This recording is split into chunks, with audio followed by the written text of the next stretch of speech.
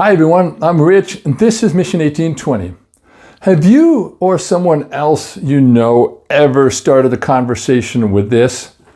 I know I probably shouldn't be telling you this, but then you're probably guilty of gossip, which is considered a sin.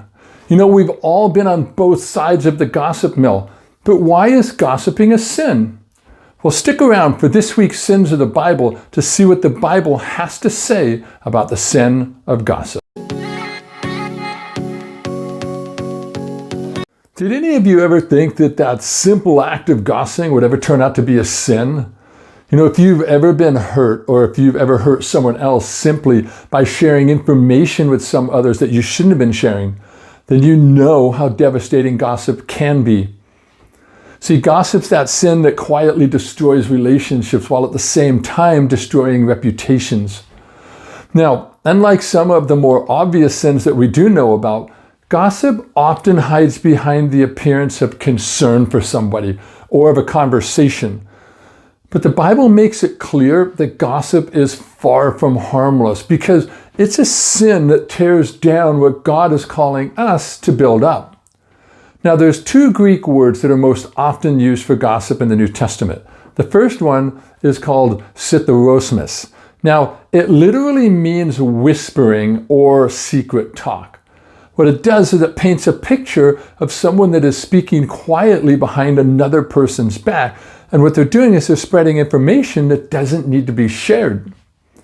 Now, there's a second word that comes closely related to it, and it is katalalos, which means slanderer or one who speaks against. These words reveal that gossip is more than just idle chatter. It's actually speech that damages, it divides, and it dishonors others. The Bible warns against gossip, and Proverbs 16:28 is a perfect example when it says, a perverse person stirs up conflict, and a gossip separates close friends. That verse reminds us that gossip doesn't just share information, it actually creates division. Paul also included gossip among the more serious sins of humanity when in Romans chapter 1 verses 29 and 30, he describes people as filled with every kind of wickedness, full of envy, full of murder, strife, deceit, and malice. He also says that they're gossips, slanderers, and God-haters.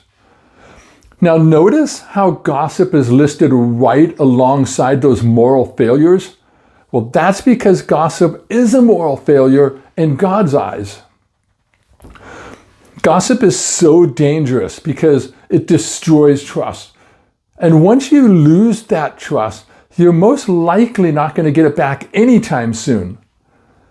Proverbs 26:20 says, without wood, a fire goes out. Without gossip, a quarrel dies down.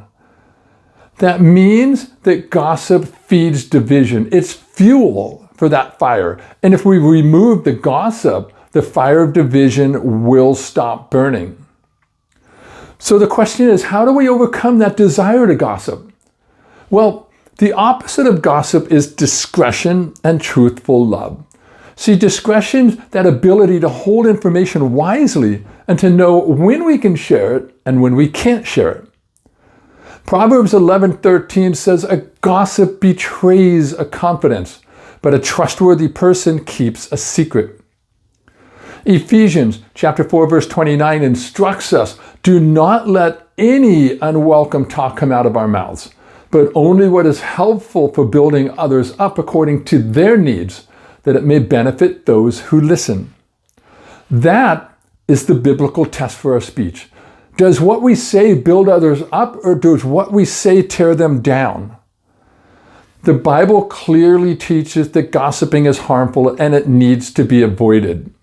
Now, as believers, we're encouraged to use our words to build others up and to reflect God's love in our conversations.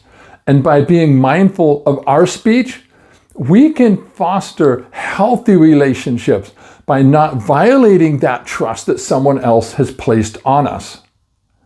With that, I want to encourage everyone to take some time and reflect on how we can apply these teachings in our own life, ensuring that our words are honoring God and those around us.